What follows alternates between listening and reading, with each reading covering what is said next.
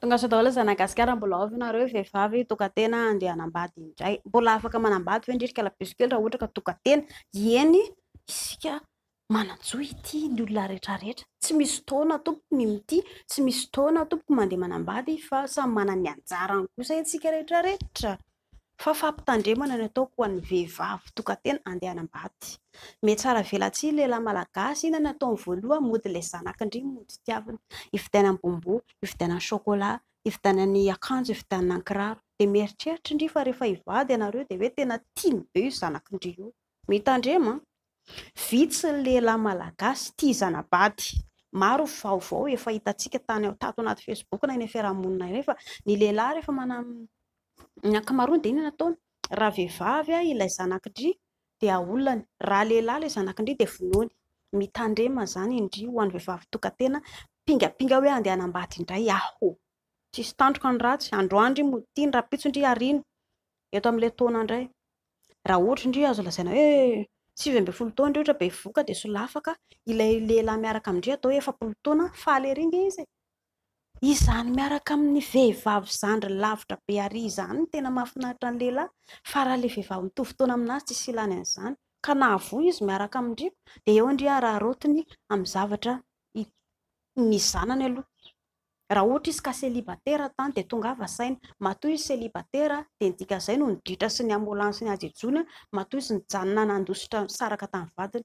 Dia mba anontany koa izy, sao izy manambady ihany fa mety tsara velatsia amin'indry mody hoe célibataire dia tandremo ho bevoka io indry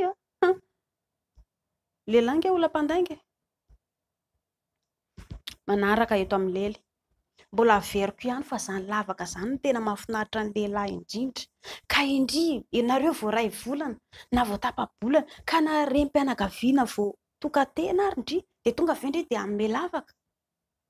Lehilahy tsy tia vehivavy mora, zany atao vehivavy mora dia amidiny fotsiny eo indry ny andavaka indrika mahafinaritra anazy. Rehefa lantsiro indry dia voadaka miaraka foana izy tsy misy olana izany, fa rehefa lantsiro indry dia voadaka. Mba mila mampifilafila ohatr'izay foana rehefa mpisipa, mila tsy maintsy mampifilafila fa tsy mahazo mora kely ohatran'izay. Dia rehefa hitan'ny lehilahy indry fa mora kely ohatr'izay dia efa kaopy izy nge, miandry fotsiny izy fotoana hitaditady ilay sipasipa manjamanja tsaratsara iny dia voadaka amin'izay indry avy eo. Dia aza manontany koa indry rehefa lasa izy. Tsara ho fantatry ny vehivavy fa tsy hoe raha manome lavaka indry dia tiandrio lehilahy io, tsy marina izany. Fa ny tadiavin'ny lehilahy raha ohatra ka hoe mila vady izy vehivavy mahaleo tena ho vonona ho rem-pianakaviana. Eo indray ilay hoe indry mbola mipetraka amin'ny ray aman-dreny dia indry manao sipa vaovao dia indry izany mieritreritra hoe ry ity lehilahy vaovao miaraka amindry ity andeha haka vady indry dia hiaraka hipetraka aminazy indry dia andorona tokantrano nareo. Azafady manofo indry.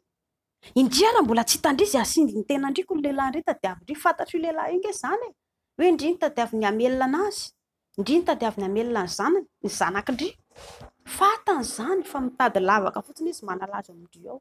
Dia taraiky eo indry ny fotoana indry lany, ny zanak'indry tsisy pijery. Raha tia indry no alain'ny lehilahy vady miala tao amin'ny tokantrano ray aman-dreny ao aloha indry, mipetraka rery, miasa rery, mamelona zanaka rery, te mahandro hanina rery, mikarakara tokantrano irery.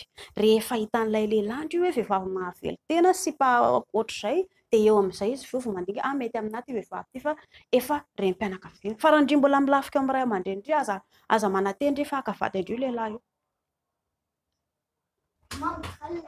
Mahazo toa.